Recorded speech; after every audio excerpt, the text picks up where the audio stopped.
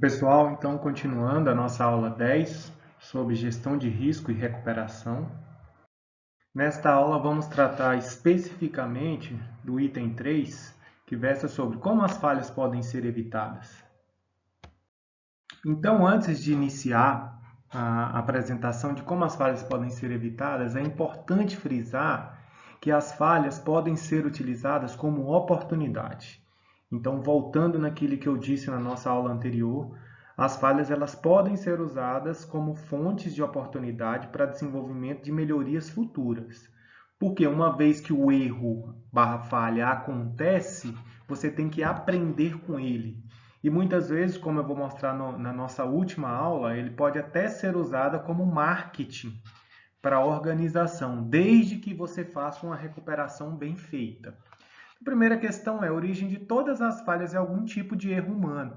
Então, assim, seja erro de fornecedor, seja o erro do cliente, seja o erro do projeto, seja o erro organizacional, tudo envolve pessoas. Então, as origens de todas as falhas é algum tipo de erro humano.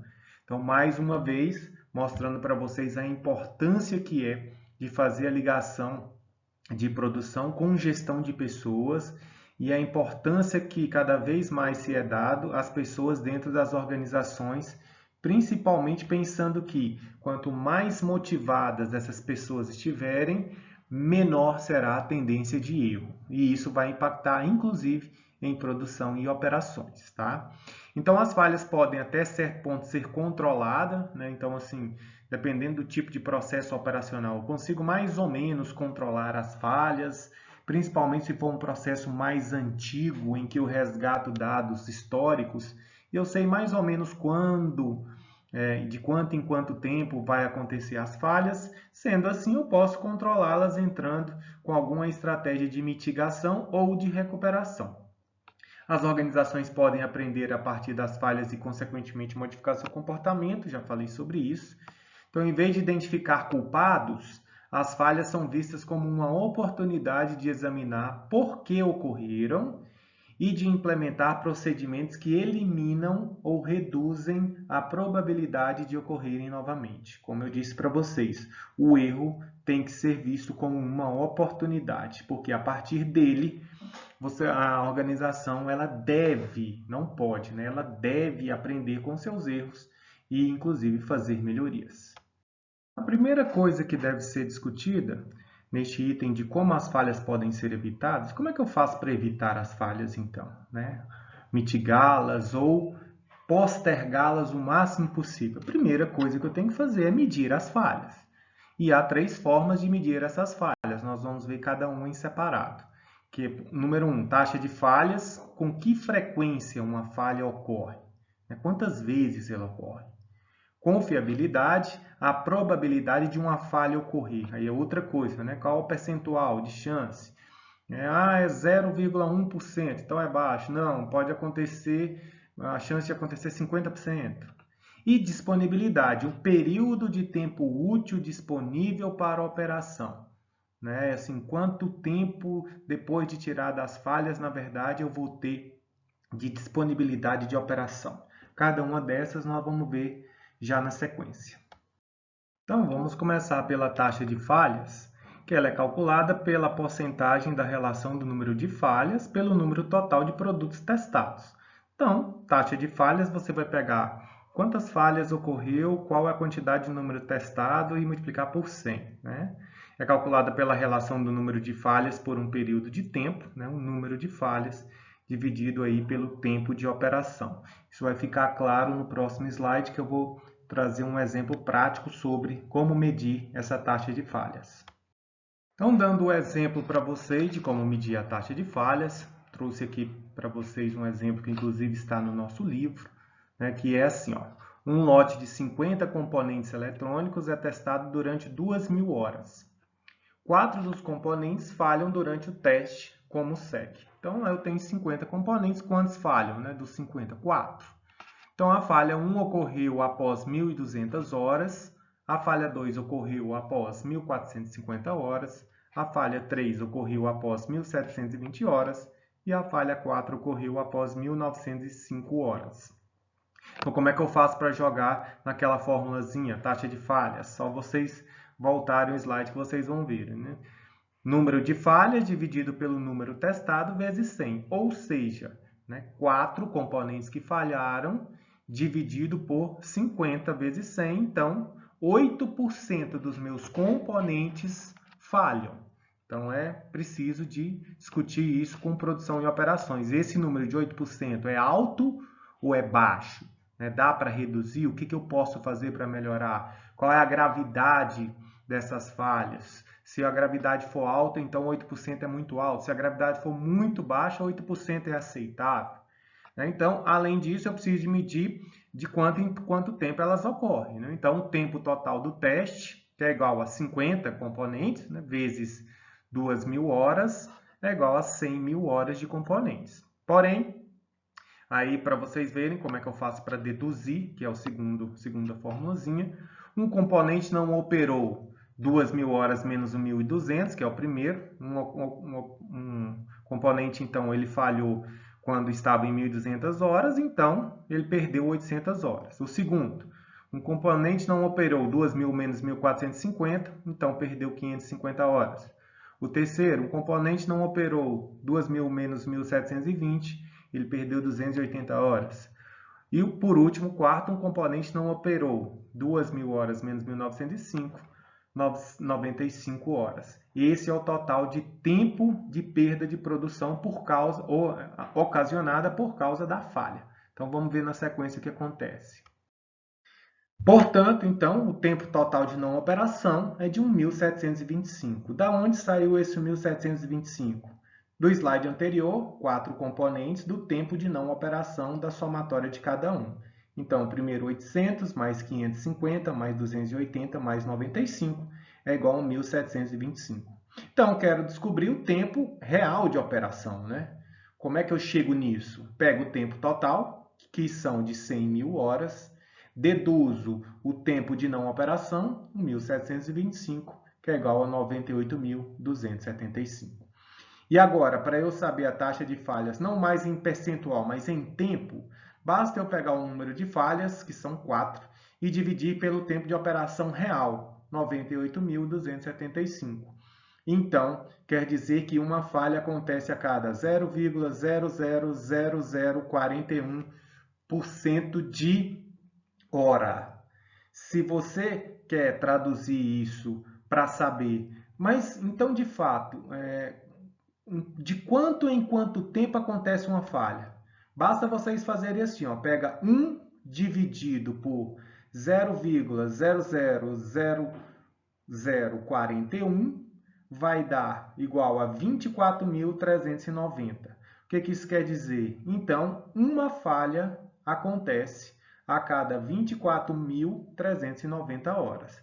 E isso ajuda a operação a melhor se organizar. Então, se eu tenho um tempo total de operação de 98.275 horas e uma falha acontece a cada 24.390 horas, então já é uma informação importante para que, quando estiver chegando próximo da falha, eu já começar a me organizar.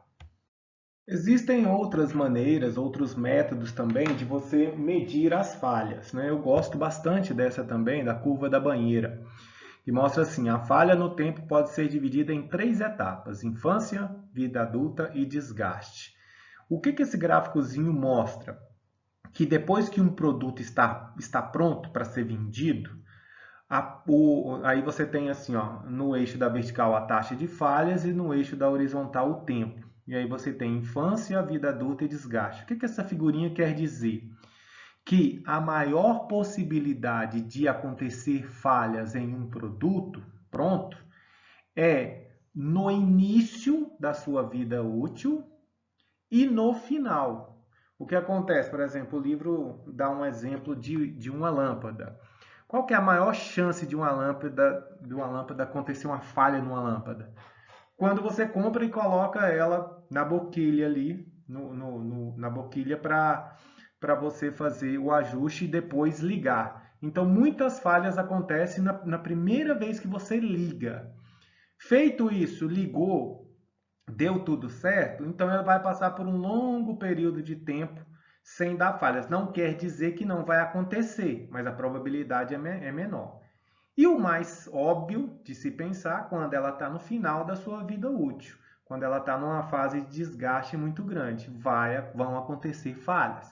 Esse exemplo ele pode se estender para praticamente todos os itens. Um carro, por exemplo, um carro novo, né? Qual que é a chance dele dar maior problema com falhas? Quando você pega o carro, né? Às vezes foram feitos todos os testes, mas fica alguma coisinha ainda, pode ser que dê um problema. Então, logo no início, nos primeiros 6 meses ali do carro, pode dar problema.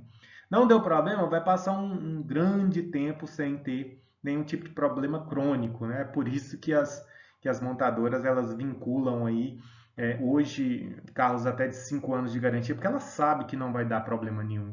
Depois desse tempo, já há um período de tempo de desgaste, aí sim as falhas podem acontecer com maior recorrência também.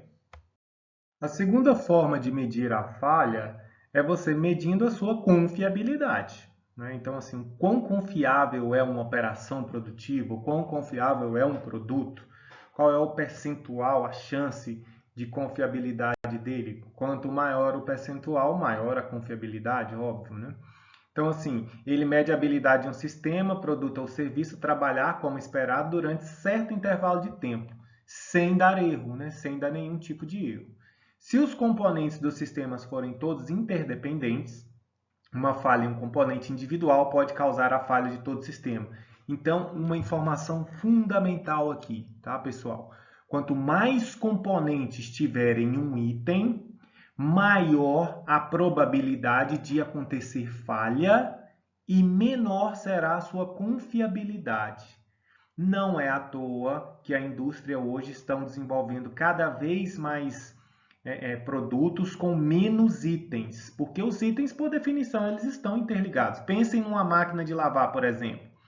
Antes, uma máquina de lavar tinha lá 150 componentes, 200 componentes. Se acontecer a falha em um desses componentes, a máquina inteira para. Né? Então, hoje você tem máquinas de lavar com 12, 15 componentes somente. Né? E muitos deles até independentes, né? Mas na verdade a maioria são interdependentes, um depende do outro. Porque quanto menos componentes, menos chance de dar falha em cada um desses componentes, maior vai ser a sua confiabilidade. Isso é medido pelo cálculo ali, ó. Rn é igual a, que é a confiabilidade, né? R1 vezes R2 vezes R, 3 pontinhos, vezes Rn. Quanto maior a quantidade de R aqui, maior a probabilidade de dar erros, menor será a confiabilidade. Então, um exemplo prático para mostrar como se faz esse cálculo da confiabilidade. Então, em um exercício resolvido. Uma máquina automática de produção de pizza em uma fábrica de alimentos tem 5 componentes principais, com confiabilidades individuais, probabilidade de o componente não falhar, como segue. Então, eu tenho 5 itens aí nessa máquina de produção de pizza: misturador de massa, rolo e cortador de massa, aplicador de massa de tomate, aplicador de queijo e forno. Então, o primeiro ele tem um nível de confiabilidade de 95%, o segundo de 99%, o terceiro de 97%, o quarto de 90% e o quinto de 98%. Percebam vocês, se eu tivesse mais itens aqui, a probabilidade de a máquina automática falhar como um todo seria maior. E a recíproca é verdadeira, se eu tivesse menos itens seria menor. Vou mostrar isso para vocês na prática aí no próximo slide.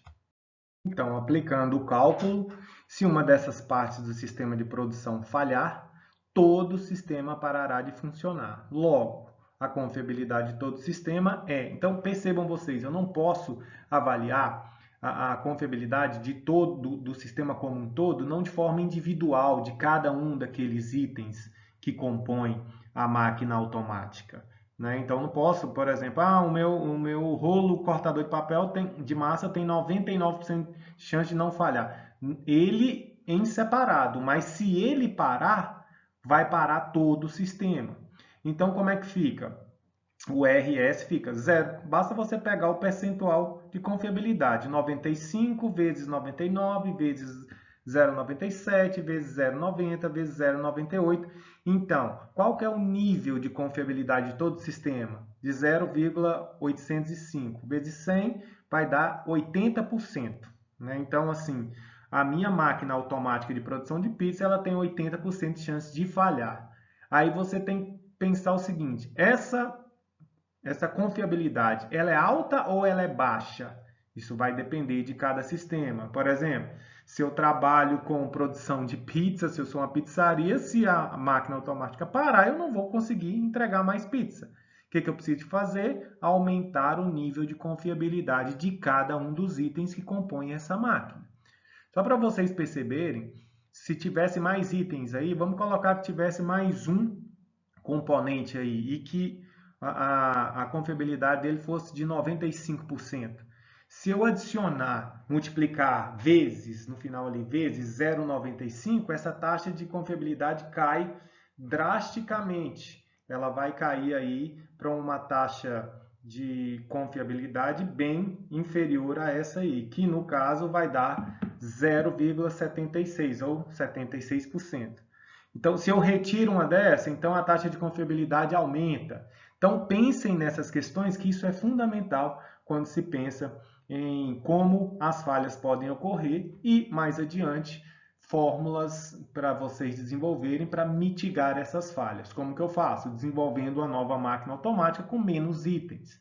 Aí é outra questão, mas com menos itens, mais a taxa de confiabilidade de cada um deles vai diminuir. Aí isso vai ter que ser levado para o gerente de projeto para ser debatido.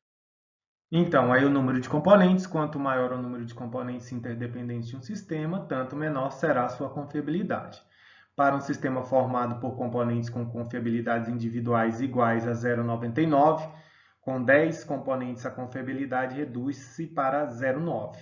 Como? 50 para 0,8. Com 100 para 0,4. E com 400 para 0,05. Percebam vocês que quanto maior o número de componentes, eu tenho, mesmo com o nível individual de 0,99, de 99% de não falhar, se você aumenta o número de itens, isso pode ocasionar uma falha gigantesca, né? Então percebam vocês em produtos que têm uma quantidade de itens muito grande. Nesse caso aqui eu estou falando de 400, mas pensem em um navio, pensem em um avião, pensem em um carro que tem milhares de itens, né? Então, assim, cada um dos itens individuais, certamente eles têm que ter mais de 0,99, mais de 99% de chance de não falhar. É por isso que os testes são fundamentais aqui. Pessoal, então é isto. Nos encontramos no nosso próximo vídeo.